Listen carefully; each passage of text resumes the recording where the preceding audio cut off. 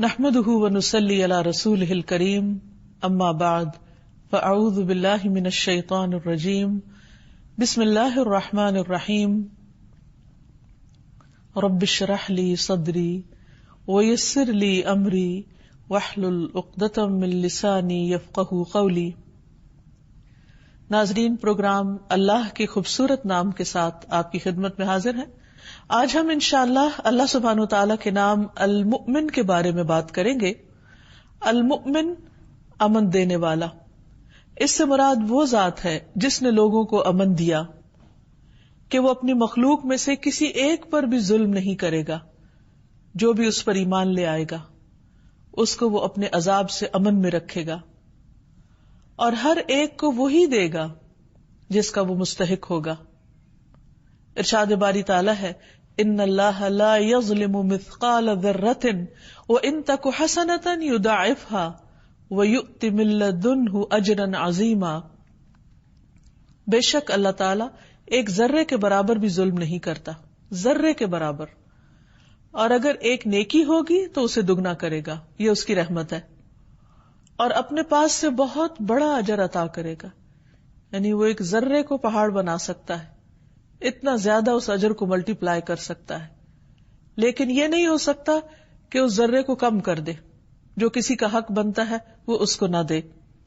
ایک اور جگہ پر فرمایا، وَوُضِعَ الْكِتَابُ فَتَرَى الْمُجْرِمِينَ مُشْفِقِينَ مِمَّا فِيهِ وَيَقُولُونَ يَا وَيْلَتَنَا مَا لِهَذَا الْكِتَابِ لَا يُغَادِرُ صَغِيرَةً وَلَا كَبِيرَةً إِلَّا أَحْصَاهَا وَوَجَدُوا مَا عَمِلُوا حَاضِرًا وَلَا يَظْلِمُ رَبُّكَ أَحَدًا۔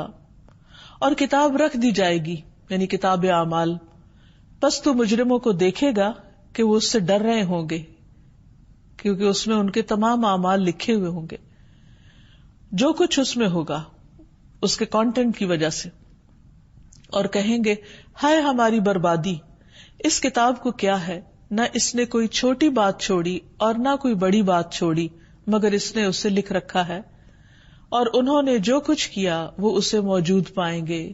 وَوَجَدُوا مَا عَمِلُوا حَاضِرًا وَلَا يَظْلِمُ رَبُّكَ أَحَدًا، اور تیرا رب کسی ایک پر بھی ظلم نہ کرے گا۔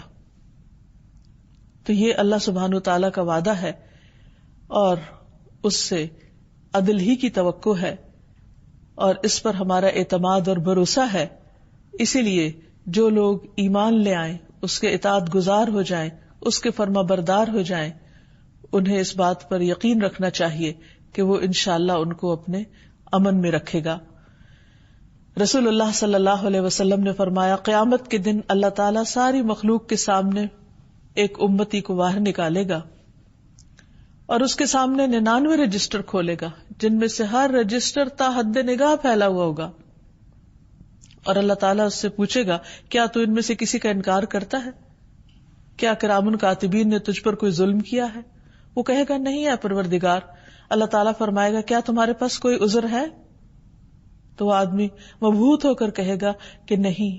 اللہ تعالیٰ فرمائے گا، کیوں نہیں؟ ہمارے پاس تیری ایک نیکی ہے، آج تجھ پر کوئی ظلم نہیں کیا جائے گا۔ چنانچہ کاغذ کا ایک ٹکڑا نکالا جائے گا جس پر لکھا ہوگا کہ میں اس بات کی گواہی دیتا ہوں کہ اللہ کے سوا کوئی معبود نہیں، اور یہ کہ محمد صلی اللہ علیہ وسلم اللہ کے بندے اور اس کے رسول ہیں۔ اللہ تعالیٰ فرمائے گا، اسے میزان عمل کے پاس حاضر کرو۔ وہ عرض کرے گا، پروردگار، کاغذ کے اس پرزے کا اتنے بڑے رجسٹروں کے ساتھ کیا مقابلہ؟ اس سے کہا جائے گا، آج تجھ پر کوئی ظلم نہ ہوگا۔ چنانچہ رجسٹروں کو ایک پلڑے میں رکھا جائے گا، اور ان کا پلڑا اوپر ہو جائے گا، اور دوسرے پرزے کا یعنی کاغذ کا پرزہ دوسرے پلڑے میں رکھا جائے گا، اور وہ جھک جائے گا، کیونکہ اللہ کا نام ان سب سے زیادہ بھاری ہے۔ تو اس حدیث سے بھی یہ پتہ چلتا ہے کہ اگر کسی کے پاس ایک نیکی بھی ہوگی تو اللہ سبحانہ وتعالی اس کو بھی ضائع نہیں کریں گے، اور اس کی وجہ سے اس کو امن عطا کریں گے۔ تب سوال یہ پیدا ہوتا ہے کہ اللہ سبحانہ وتعالی کس کس کو امن دیں گے؟ ایک تو ان جنرل جو بھی اس پر ایمان لائے گا، لیکن اور وہ کون سی خاص باتیں ہیں کہ جو انسان کے لیے امن کا باعث ہوں گی؟ سب سے پہلے یہ کہ اللہ تعالیٰ اپنے دوستوں کو، اہل ایمان کو امن عطا فرمائے گا.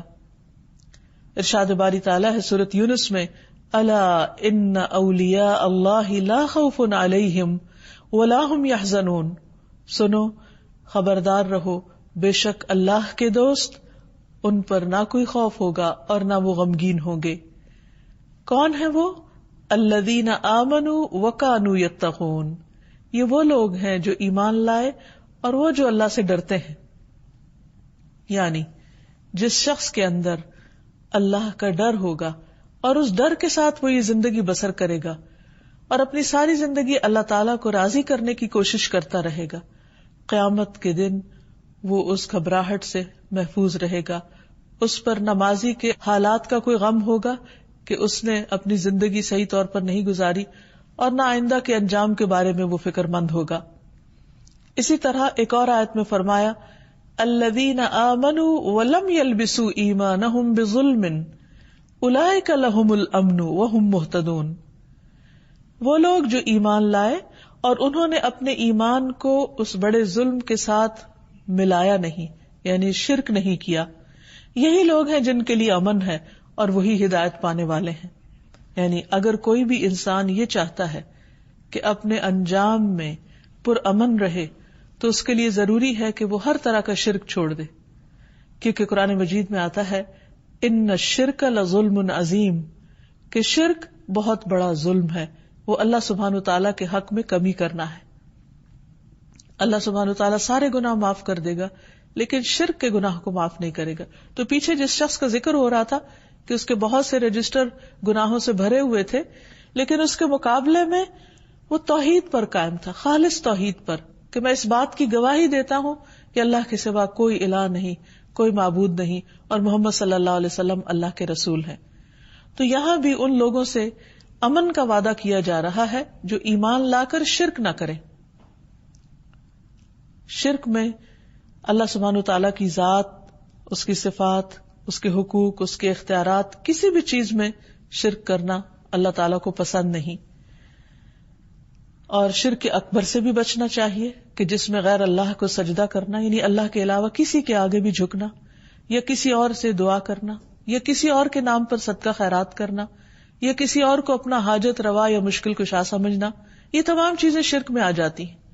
اسی طرح ریاکاری، دکھاوے کو، شو آف کرنے کو بھی شرک قرار دیا گیا، کیونکہ اس میں انسان اللہ سبحانہ وتعالیٰ کی خوشنودی نہیں بلکہ بندوں کی خوشنودی کے لیے نیک عمل کر رہا ہوتا ہے، جو بظاہر یہ سمجھتا ہے کہ وہ اللہ تعالیٰ کو خوش کرا، لیکن اس کے دل کے اندر ایک چور ہوتا ہے.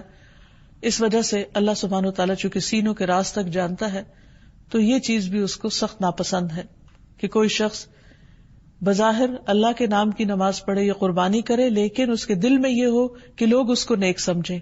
تو اس سے بھی بچنا چاہیے. دنیا میں بھی اللہ سبحانہ وتعالیٰ اپنے اولیاء کی، اپنے نیک بندوں کی، اپنے انبیاء کی مدد کرتا ہے. قرآن پاک میں آتا ہے کہ ہم اپنے پیغمبروں کی ضرور مدد کریں گے. انا لننصر رسلنا والذین آمنوا، ہم یقیناً مدد کریں گے اپنے بھیجے ہوں کی، یعنی رسولوں کی، اور وہ لوگ جو ایمان لائے. اور ہم دیکھتے ہیں کہ کس طرح اللہ سبحانہ وتعالیٰ نے نبی صلی اللہ علیہ وسلم کی ہجرت کے موقع پر، جب آپ غار ثور میں انتہائی خوف کے عالم میں تھے، کیسے آپ کی مدد کی. قرآن مجید میں آتا ہے کہ الا تنصروہ فقد نصرہ اللہ، اگر تم اس کی مدد نہیں کرو گے تو اللہ تعالیٰ نے اس کی مدد کی تھی. اذ اخرجہ الذین کفروا، جب اس کو ان لوگوں نے نکال دیا جنہوں نے کفر کیا. ثانی اثنین، دو میں سے دوسرا. اذ ہما فی الغار، جب وہ دونوں غار میں تھے. اذ یقول لصاحبہ لا تحزن، جب وہ اپنے ساتھی سے کہہ رہے تھے، یعنی حضرت ابو بکر سے کہہ رہے تھے، نبی صلی اللہ علیہ وسلم فرما رہے تھے کہ غم نہ کرو، ان اللہ معنا، بے شک اللہ ہمارے ساتھ ہے. کس طرح اللہ تعالیٰ نے اس خوف کے وقت میں امن عطا کیا. فانزل اللہ سکینتہ علیہ، تو اللہ تعالیٰ نے ان پر اپنی سکینت نازل کی. وأیدہ بجنود لم تروہا، اور آپ کی مدد ایسے لشکروں کے ساتھ کی جو تم نہیں دیکھ سکتے تھے. وجعل کلمۃ الذین کفروا السفلی وکلمۃ اللہ ہی العلیٰ واللہ عزیز حکیم. اور تم دیکھو کہ کس طرح اللہ نے ان لوگوں کی بات نیچی کر دی جنہوں نے کفر کیا، اور اللہ ہی کی بات سب سے اونچی ہے، اور اللہ سب پر غالب اور کمال حکمت والا ہے۔ تمام پیغمبروں کی تاریخ بتاتی ہے کہ کس طرح اللہ سبحانہ وتعالیٰ نے انتہائی مشکل مواقع پر، انتہائی خوف کے وقت ان کی مدد کی۔ نوح علیہ السلام اور ان کے ساتھیوں کو کس طرح نجات دی، کس طرح امن دیا۔ ابراہیم علیہ السلام کہ جن کے لیے ایک بہت بڑا آگ کا الاؤ تیار کیا گیا تھا اور ان کی قوم نے ان کو اس میں پھینک بھی دیا، تو اللہ سبحانہ وتعالیٰ نے اس بھڑکتی آگ کو کس طرح ان کے لیے گل و گلزار کر دیا۔ موسیٰ علیہ السلام اور ان کے ساتھیوں کی کس طرح مدد کی، اور اسی طرح دیگر پیغمبروں کی بھی، حضرت لوط علیہ السلام کی کس طرح مدد کی، اور حضرت صالح کی اور حضرت ہود کی۔ ان تمام پیغمبروں کو اللہ سبحانہ وتعالیٰ نے اپنی قوم کے مقابلے میں مدد عطا کی اور امن عطا کیا اور ان کا خوف دور کر دیا۔ اسی طرح صحابہ کرام کی اللہ سبحانہ وتعالیٰ مختلف جنگوں پر کس طرح مدد فرماتا رہا۔ ایک جگہ پر آتا ہے اذ یغشیکم النعاس امنۃ منہ، جب وہ تم پر اونگ طاری کر رہا تھا اپنی طرف سے، تم پر سکینت اتار رہا تھا۔ جنگ بدر کے موقع پر آتا ہے اذ یوحی ربک الی الملائکۃ انی معکم فثبتوا الذین آمنوا، جب تیرا رب فرشتوں کی طرف وحی کر رہا تھا کہ بے شک میں تمہارے ساتھ ہوں، بس تم ان لوگوں کو جمائے رکھو جو ایمان لائے ہیں، یعنی ایمان والوں کو ثابت قدم رکھو۔ اور کس طرح ایک معمولی تعداد اپنے سے 3 گنا بڑی تعداد کے مقابلے میں امن پا جاتی ہے اور کامیابی کی منزل کو پہنچتی ہے۔ یہ اللہ سبحانہ وتعالیٰ کی وہ نشانیاں ہیں جو ہم پوری تاریخ میں دیکھتے ہیں کہ کس طرح ایمان والے مختلف گھبراہٹ اور خوف اور پریشانی کے موقع پر امن میں رہے، تو یہ اللہ تعالیٰ کا وعدہ ہے۔ پھر اسی طرح اللہ تعالیٰ اہل ایمان کو برزخ میں بھی امن دیتے ہیں۔ حدیث میں آتا ہے کہ اگر مرنے والا نیک آدمی ہوتا ہے تو فرشتے اسے اس کی قبر میں اٹھا کر اس طرح بٹھاتے ہیں کہ اس پر کوئی خوف اور گھبراہٹ نہیں ہوتی، یعنی اس کے ایمان کی وجہ سے وہ تنہائی کا وقت اور وہ اندھیرے کی جگہ اس کے لیے پرسکون بن جاتی۔ اصل میں تو یہ اللہ سبحانہ وتعالیٰ کا کرم ہے، اس کا فضل ہے کہ وہ اپنے بندے کو کسی بھی جگہ اس کے دل کی حالت بدل کر اس کو قرار اور چین نصیب کر سکتا ہے۔ پھر اسی طرح قیامت کے دن بھی ایسے لوگ گھبراہٹ میں نہیں ہوگے۔ فرمایا لا يحزنهم الفزع الاکبر وتتلقاهم الملائکہ هذا يومكم الذي كنتم توعدون، انہیں وہ سب سے بڑی گھبراہٹ غمگین نہ کرے گی، انہیں اس وقت کسی قسم کی کوئی پریشانی نہیں ہوگی، جبکہ ہر شخص پریشان ہوگا، ایمان والے اس پریشانی سے محفوظ ہوں گے۔ انہیں آگے سے لینے کے لیے فرشتے آئیں گے، یعنی ان کی مدد کے لیے، اور کہیں گے یہ ہے تمہارا وہ دن جس کا تم وعدہ دیے جاتے تھے۔ اسی طرح اللہ کی خاطر محبت کرنے والوں کو اس دن اللہ سبحانہ وتعالیٰ اپنے عرش کے سائے تلے جگہ عطا کریں گے اور وہ انتہائی امن میں ہوں گے۔ نبی صلی اللہ علیہ وسلم نے فرمایا اللہ کے کچھ بندے، کچھ لوگ ایسے بھی ہوں گے جو نہ نبی ہوں گے نہ شہید ہوں گے، مگر قیامت کے دن اللہ کے ہاں بلند مرتبے پائیں گے، اتنے کہ انبیاء اور شہداء بھی ان پر رشک کریں گے۔ صحابہ نے عرض کیا اے اللہ کے رسول صلی اللہ علیہ وسلم، آپ ہمیں بتائیے کہ وہ کون لوگ ہوں گے یعنی اتنے خوش قسمت کہ جن پر انبیاء بھی رشک کرے۔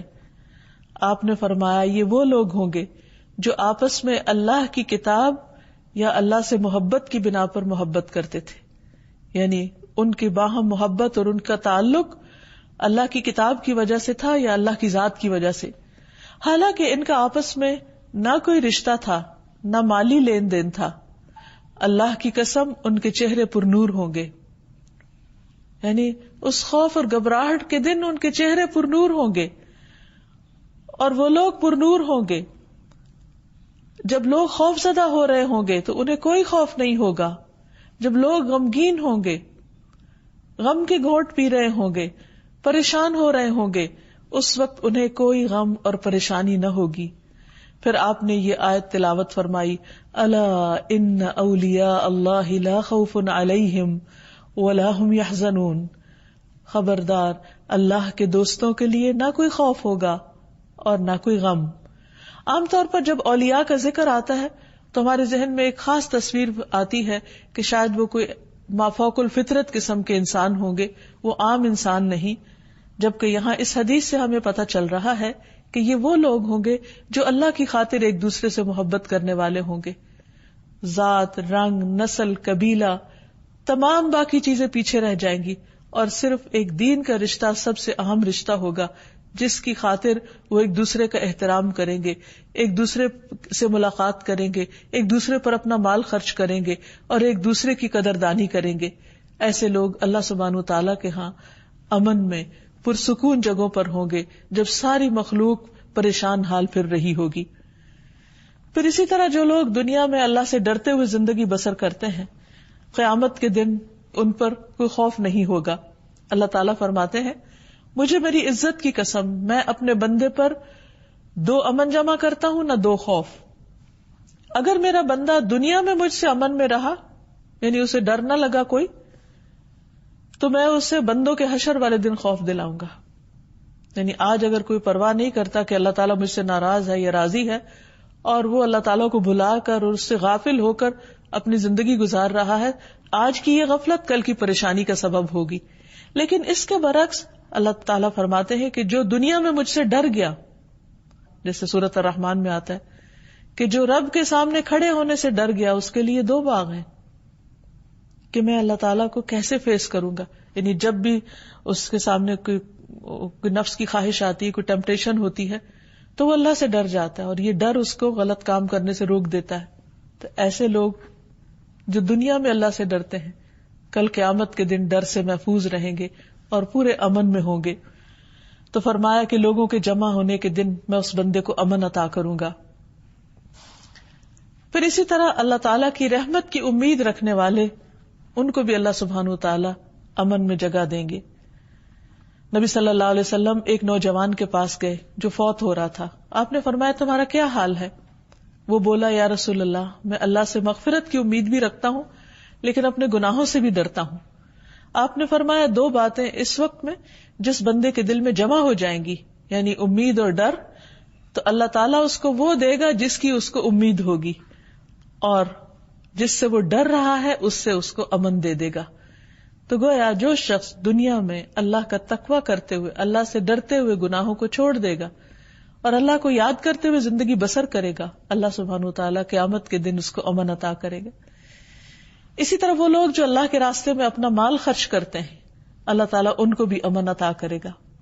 سورۃ البقرہ میں اللہ تعالیٰ فرماتے ہیں الذین ينفقون اموالهم باللیل والنہار سرا وعلانیۃ فلہم اجرہم عند ربہم ولا خوف علیہم ولا ہم یحزنون.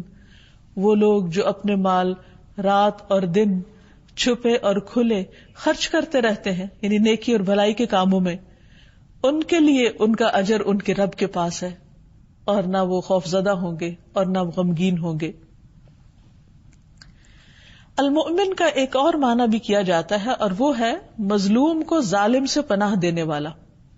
یعنی ایک تو ہے خوف سے امن دینے والا، اور دوسرا ہے مظلوم کو ظلم سے پناہ دینے والا، ظالم کے ظلم سے. قرآن مجید میں اللہ تعالیٰ فرماتے ہیں قُلْ مَنْ بِيَدِهِ مَلَكُوتُ كُلِّ شَيْءٍ وَهُوَ يُجِيرُ وَلَا يُجَارُ عَلَيْهِ إِن كُنتُمْ تَعْلَمُونَ.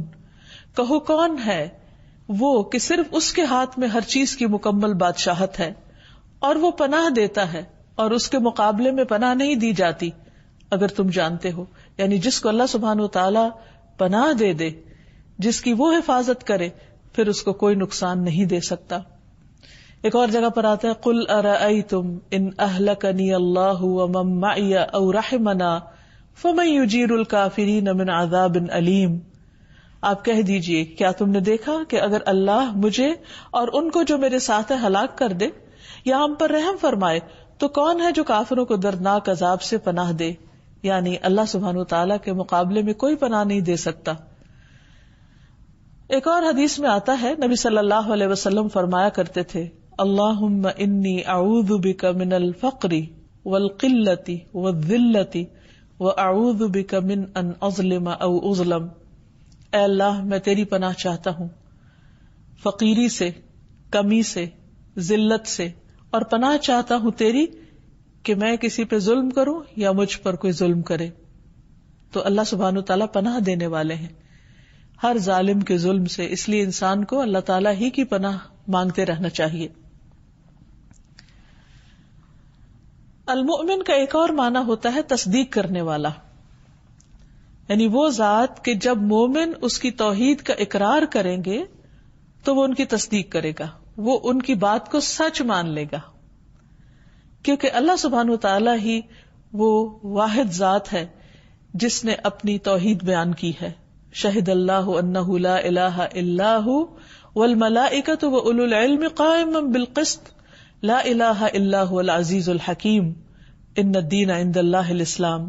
اللہ نے گواہی دی ہے کہ بے شک حقیقت یہ ہے کہ اس کے سوا کوئی معبود نہیں، اور فرشتوں نے اور علم والوں نے بھی، اس حال میں کہ وہ انصاف پر قائم ہے، اس کے سوا کوئی معبود نہیں، سب پر غالب ہے، کمال حکمت والا ہے، بے شک دین اللہ کے نزدیک اسلام ہی ہے. تو اس سے یہ پتہ چلتا ہے کہ اللہ سبحانہ وتعالی نے نمبر 1 توحید کا اعلان کیا اور دوسری طرف دین اسلام کو پسند فرمایا، اور ہمیں ملت ابراہیم کی پیروی کا حکم بھی دیا. یعنی جو لوگ اللہ سبحانہ وتعالی کی توحید کا اقرار کریں گے، اللہ سبحانہ وتعالی ان کی اس بات کی تصدیق فرمائیں گے اور ان کو نجات عطا فرمائیں گے. قرآن مجید میں آتا ہے ثم صدقناہم الوعد فانجیناہم ومن نشاء واہلکنا المسرفین. پھر ہم نے ان سے وعدہ سچا کر دیا، یعنی جو توحید پر قائم ہوئے ہم نے ان سے اپنا وعدہ پورا کیا اور ان کو نجات دی، اور جس کو ہم چاہتے تھے، اور ہم نے حد سے بڑھنے والوں کو ہلاک کر دیا. اسی طرح ہمیں ایک حدیث سے بھی پتہ چلتا ہے کہ کس طرح اللہ اپنے بندے کے اپنے بارے میں گمان کو سچا کر دیتا ہے. نبی صلی اللہ علیہ وسلم نے فرمایا، اللہ تعالیٰ فرماتے ہیں، یعنی حدیث قدسی ہے کہ میں اپنے بندے کے گمان کے ساتھ ہوں جو وہ میرے متعلق رکھتا ہے، اور میں اس کے ساتھ ہوں جب وہ مجھے یاد کرتا ہے.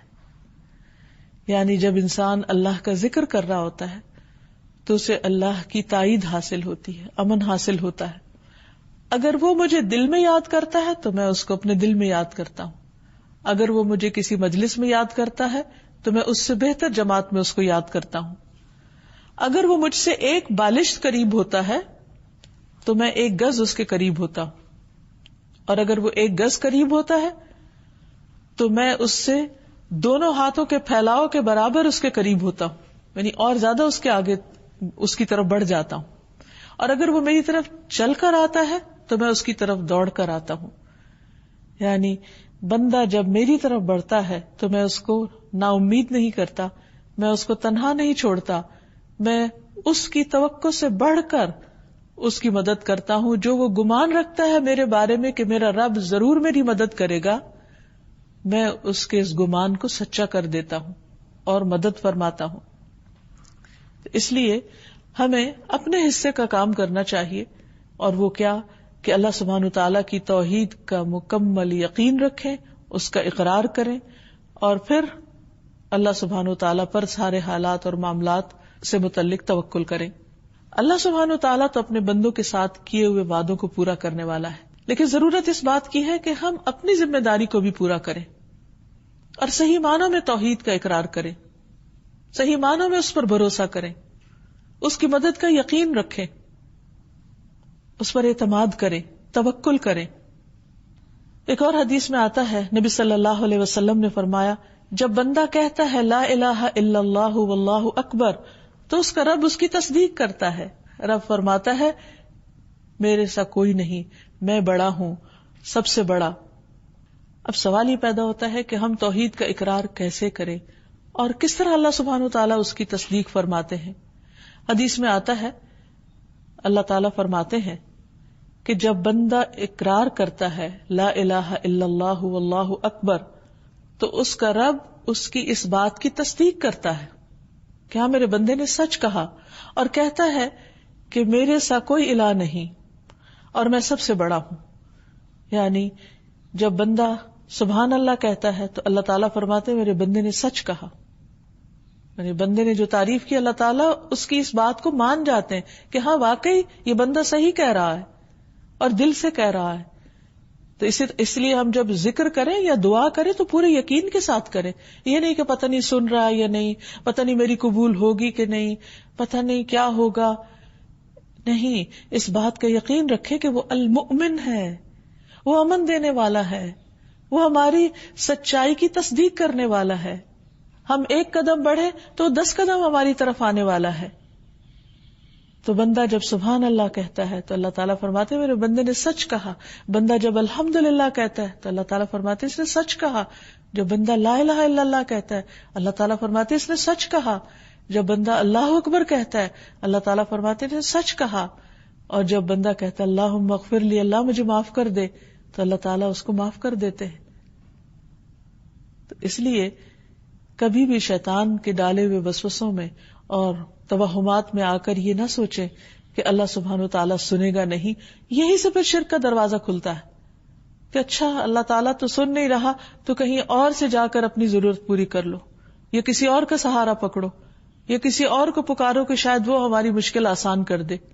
نہیں, کوئی نہیں سوائے اللہ کے. یونس علیہ السلام نے کس طرح اپنے رب کو پکارا تھا, لا الہ الا انت سبحانک انی کنت من الظالمین, تیرے سوا کوئی الہ نہیں, تو پاک ہے اور میں ہی ظالموں میں سے ہوں. تو اللہ تعالیٰ نے ان کی فوراً دعا سن لی. سوچئے کہاں سمندر کی گہرائیاں اور اندھیرے اور پانی کا پریشر, اور اس کے اندر اتنی بڑی مچھلی اور اس مچھلی کے اندر اندھیروں پر اندھیرے, اور وہاں اللہ سبحانہ وتعالیٰ سن رہا ہے کیونکہ انہوں نے پورے یقین سے پکارا تھا. آج ہم بھی پڑھتے ہیں آیت کریمہ, لیکن اس کا وہ اثر کیوں نہیں ہوتا؟ کیونکہ ہمارے اندر پڑھتے وقت وہ شدت, وہ یقین, وہ احساس اور اللہ کے وعدوں کی تصدیق کا یقین نہیں ہوتا کہ اللہ سبحانہ وتعالیٰ اپنا وعدہ سچ کر دکھائے گا. اسی طرح بعض اوقات ہم دیکھتے ہیں کہ دنیا میں ہم کوئی بات کرتے ہیں یا ہم کوئی کام کرتے ہیں تو لوگوں میں جھٹلانے لگتے. وہ وقت بہت پریشانی کا وقت ہوتا ہے جب لوگ آپ پر جھوٹے الزامات لگاتے ہیں, یا لوگ آپ کی بات کا انکار کر دیتے ہیں, یا لوگ آپ کے اوپر شک کرتے ہیں. ایسے میں ایک بندہ مومن کا امتحان ضرور ہوتا ہے, لیکن اس وقت اس کو ثابت قدم رہ کر جو اچھا کام وہ کر رہا ہے وہ کرتے رہنا چاہیے, اور لوگوں کی باتوں کی پرواہ نہیں کرنی چاہیے. کیونکہ بعض اوقات آپ بہت بڑی سچائی سے کام لیتے ہیں, بہترین کام کرتے ہیں, لیکن اس کے باوجود آپ پر شک کیا جاتا ہے, اعتماد نہیں کیا جاتا. ایسے میں انسان کے لیے صرف ایک ہی راستہ ہے, اور وہ ہے اللہ سبحانہ وتعالیٰ کی جناب کا, اس کی بارگاہ کا, کہ وہ ہر حال میں اس کو اس وقت پکارے, اور اس بات کا یقین رکھے کہ اللہ کی مدد ضرور آئے گی. اس وقت بھی جب لوگ جھٹلا دیں, آپ کی سچائی کو جھٹلا دیں, آپ کی امانت کے اوپر شک کرے اور آپ کو جھوٹا قرار دے, لیکن انسان کو اس وقت اپنے اندر جھانک کر دیکھنا چاہیے کہ اگر وہ سچا ہے تو اللہ کی مدد ضرور آئے گی, اور اللہ سبحانہ وتعالیٰ اس کی سچائی کو ثابت کر دیں گے.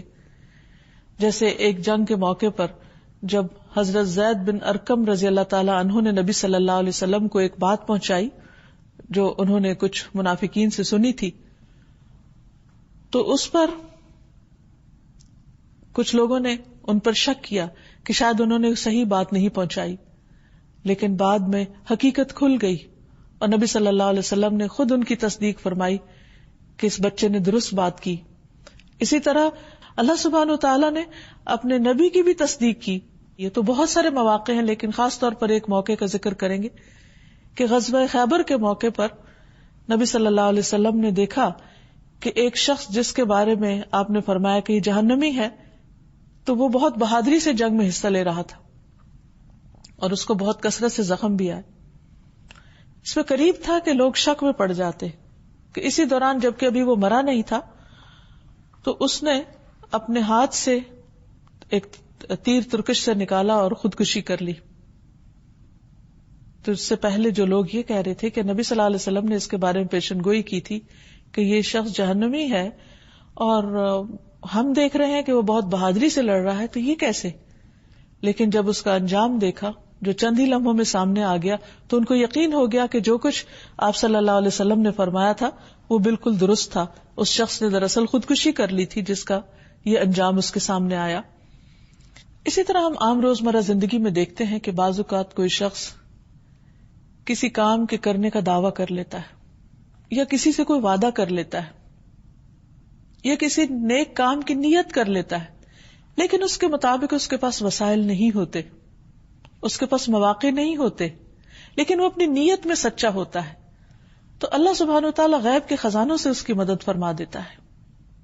اس سلسلے میں ایک واقعہ حضرت انس بن نضر کا ملتا ہے کہ کس طرح انہوں نے اپنی بات کو سچ کر دکھایا. جنگ بدر میں انہیں شرکت کا موقع نہیں ملا تھا تو انہوں نے نبی صلی اللہ علیہ وسلم سے عرض کی کہ اللہ کے رسول صلی اللہ علیہ وسلم اگر آئندہ کوئی موقع آئے گا تو اللہ تعالیٰ آپ کو دکھا دے گا کہ میں کس طرح اپنی دل و جان کے ساتھ حاضر ہوتا ہوں. بہرحال وہ جنگ احد میں شریک ہوئے. جب مسلمانوں پر اچانک حملہ ہوا تو سب لوگ تتر بتر ہو گئے. اس موقع پر حضرت انس بن نضر کو اپنی وہ بات یاد تھی جو انہوں نے نبی صلی اللہ علیہ وسلم سے عہد کیا تھا. جب انہوں نے دیکھا کہ مسلمان بھاگتے چلے جا رہے ہیں تو کہنے لگے یا اللہ جو انس بن نضر کا مالک ہے میں ان کی اس حرکت سے بری ذمہ ہوں. اور دوسری طرف مشرکین نے جس طرح نبی صلی اللہ علیہ وسلم کو زخمی کیا اور آپ کا دندان مبارک شہید ہو گیا تو کہنے لگے کہ یا اللہ میں ان مشرکین کی اس حرکت سے بھی سخت بیزار ہوں. اور پھر اس کے بعد حضرت سعد بن معاذ سے ملے. کہنے لگے کہ اے سعد قسم ہے نظر کے پروردگار کی، جنت مجھے احد کے پرے سے اس کی خوشبو آ رہی ہے. اور پھر اس کے بعد وہ آگے بڑھے اور رسول اللہ صلی اللہ علیہ وسلم کا دفاع کرنے لگے. ان کا حال یہ تھا کہ مشرکین نے ان کے جسم پر اتنے تیر مارے تھے اور پھر ان کا مسئلہ بھی کر دیا تھا کہ ان کی شکل بھی نہیں پہچانی جاتی تھی، اور ان کی بہن نے ان کی انگلیوں سے ان کو پہچانا تھا. ان کے بارے میں قرآن مجید کی پھر یہ آیت نازل ہوئی تھی رجال صدقوا ما عاهدوا اللہ علیہ. کچھ لوگ ایسے ہیں جنہوں نے اللہ سے کیے ہوئے وعدے کو سچا کر دکھایا، یعنی اللہ سبحانہ تعالی نے ان کے اس وعدے کی تصدیق کی. پھر اسی طرح المؤمن کا ایک اور معنی ہے اپنے وعدوں کو پورا کرنے والا، یعنی اللہ سبحانہ تعالی جو فرماتا ہے وہ سچ فرماتا ہے اور وہ اپنے وعدے سے پھرتا نہیں. اللہ سبحانہ تعالی نے اہل ایمان سے وعدہ کر رکھا ہے کہ اگر وہ ایمان لا کر نیک عمل کریں گے تو وہ انہیں باغات میں یعنی جنت کے باغات میں داخل کرے گا. والذین آمنوا وعملوا الصالحات سندخلهم جنات تجری من تحتها الانہار خالدین فیہا ابدا وعد اللہ حقا ومن اصدق من اللہ قیلا. اور وہ لوگ جو ایمان لائے اور انہوں نے نیک اعمال کیے ان قریب ہم انہیں ایسے باغوں میں داخل کریں گے جن کے نیچے نہریں بہتی ہیں، ہمیشہ ان میں رہنے والے، ہمیشہ ہمیشہ. اللہ کا سچا وعدہ ہے اور اللہ سے زیادہ بات میں کون سچا ہو سکتا ہے. بہت دفعہ ایسا ہوتا ہے کہ جب جنت کی بات کی جاتی ہے تو لوگ ہنس پڑتے ہیں اور اس کو بس ایک خیال سمجھتے ہیں، یہ ایک خیالی دنیا سمجھتے ہیں، اور وہ کہتے ہیں کہ انجوائے کرنے کی چیز تو یہ دنیا ہے، کل کس نے دیکھی. اللہ سبحانہ وتعالیٰ نہ صرف یہ کہ آخرت کے وعدے پورے کرے گا بلکہ دنیا میں بھی اللہ تعالیٰ نے اہل ایمان سے جو وعدے کیے ہیں ان کو بھی پورا فرمائے گا. سورۃ النور میں اللہ تعالیٰ فرماتے ہیں وعد اللہ الذین آمنوا منکم وعملوا الصالحات لیستخلفنہم فی الارض کما استخلف الذین من قبلہم وَلَيُمَكِّنَنَّ لَهُمْ دِينَهُمُ الَّذِي ارْتَضَىٰ لَهُمْ وَلَيُبَدِّلَنَّهُمْ مِنْ بَعْدِ خَوْفِهِمْ أَمْنًا يَعْبُدُونَنِي لَا يُشْرِكُونَ بِي شَيْئًا وَمَنْ كَفَرَ بَعْدَ ذَلِكَ فَأُولَٰئِكَ هُمُ الْفَاسِقُونَ. اللہ نے ان لوگوں سے جو تم میں سے ایمان لائے اور انہوں نے نیک اعمال کیے یہ وعدہ کیا ہے کہ وہ انہیں زمین میں ضرور جانشین بنائے گا، جس طرح اس نے ان لوگوں کو جانشین بنایا جو ان سے پہلے تھے، اور ان کے لیے ان کے اس دین کو ضرور اقتدار دے گا یعنی غلبہ دے گا جسے اس نے ان کے لیے پسند کیا ہے، اور ہر صورت انہیں ان کے خوف کے بعد بدل کر امن دے گا. یہ اللہ کا وعدہ ہے کہ جو ایمان لا کر اچھے کام کریں گے اللہ سبحانہ وتعالیٰ ان کے خوف کو بدل کر انہیں امن عطا کرے گا.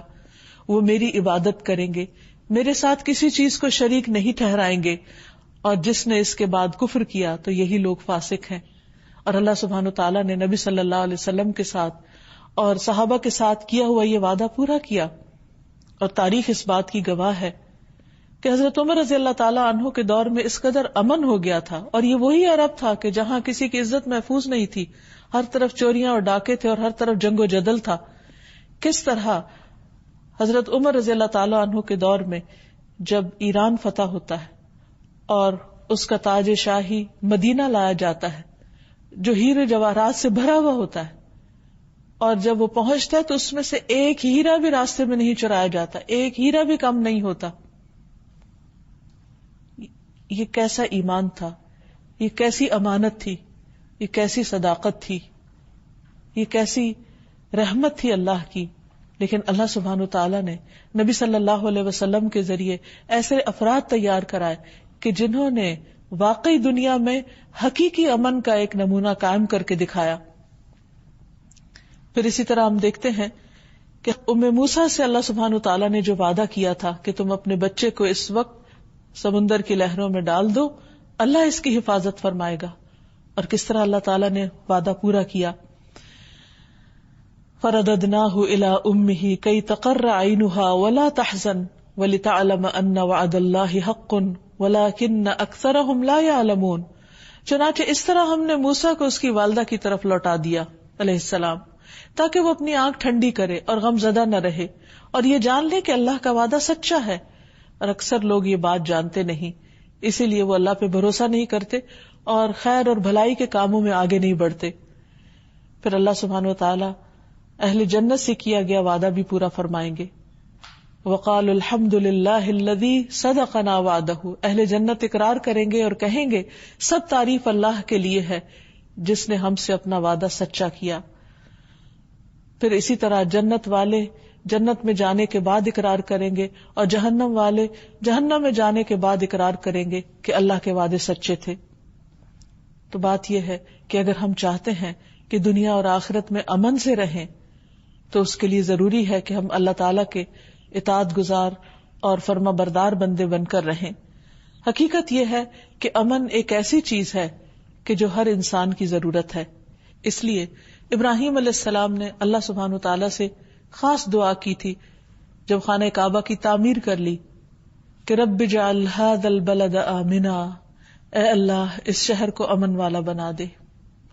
اللہ سبحانہ وتعالیٰ نے اس شہر کے امن کی قسم کھائی، وَھَذَا الْبَلَدِ الْأَمِينَ، اور قسم ہے اس امن والے شہر کی یعنی مکہ کی، کہ جبکہ اس کے آس پاس سے لوگ ہر طرف سے اچک لیے جاتے تھے، اور وہاں اللہ تعالیٰ نے ان کو ہر طرح کا امن نصیب کر رکھا تھا، جیسے سورۃ قریش میں بھی آتا ہے وَآمَنَهُم مِّن خَوْف، کہ اللہ نے انہیں خوف سے امن دیا، تو یہ اللہ سبحانہ وتعالیٰ نے ان کو عطا کیا تھا۔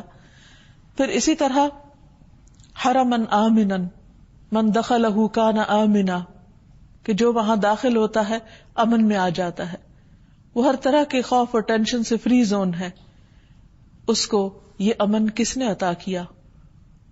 کیسے وہ ہر طرح کے خطرات سے محفوظ ہے؟ یہ امن دینے والا دراصل اللہ ہی ہے۔ یوسف علیہ السلام کو اللہ سبحانہ تعالیٰ نے جب اقتدار دیا تو اس شہر کو بھی امن والا بنا دیا، یعنی مصر کو۔ جب ان کے بھائی اور ان کے والد اس شہر میں داخل ہو رہے تھے تو انہوں نے کہا تھا کہ ادخلوا مصر انشاء اللہ آمنین، مصر میں داخل ہو جاؤ انشاءاللہ امن کے ساتھ رہو گے۔ تو حقیقت یہ ہے کہ ہم سب کو اس بات کی ضرورت ہے کہ ہم اللہ سبحانہ وتعالیٰ سے خاص التجا کریں، فریاد کریں کہ وہ ہماری ذاتی زندگیوں میں، ہماری اجتماعی زندگیوں میں، ہمارے شہروں اور ہمارے ملکوں میں امن قائم فرمائے، کیونکہ اسی کی طرف سے امن آتا ہے اور وہی امن دینے والا ہے۔ جب ہم اپنے چاروں طرف بدامنی دیکھتے ہیں، اپنے گھروں میں، اپنے محلوں میں، اپنے شہروں میں، اور اس کی وجہ سے ہمارا دل تنگ ہوتا ہے، تو اس کے لیے ضروری ہے کہ ہم اللہ سبحانہ وتعالیٰ کو خوب خوب پکاریں کہ اے امن دینے والے، تو ہم سب کو امن عطا کر، جس طرح تو نے ابراہیم علیہ السلام کی دعا سنی اور مکہ کو امن والا شہر بنایا، اس طرح ہمارے رہنے کی جگہوں کو بھی باعث امن بنا دے۔ دلوں کا اضطراب اور دلوں کی بے چینی اس کو دور کرنے والا صرف اللہ رب العزت ہی ہے. اللہ تعالی ہمیں اپنی اطاعت کی توفیق دے، ان کاموں کی توفیق دے جو امن کو لے کر آتے ہیں اور اللہ کی رحمت کو جوش میں لاتے ہیں، اور ان چیزوں سے بچائے کہ جس سے امن ختم ہوتا ہے، کیونکہ امن تعمیر اور ترقی کے لیے نہایت ضروری ہے، اس دنیا کی فلاح اور آخرت کی کامیابی کے لیے بہت ضروری ہے. اللہ تعالی ہمیں امن نصیب فرمائے. وآخر دعوانا ان الحمد للہ رب العالمین.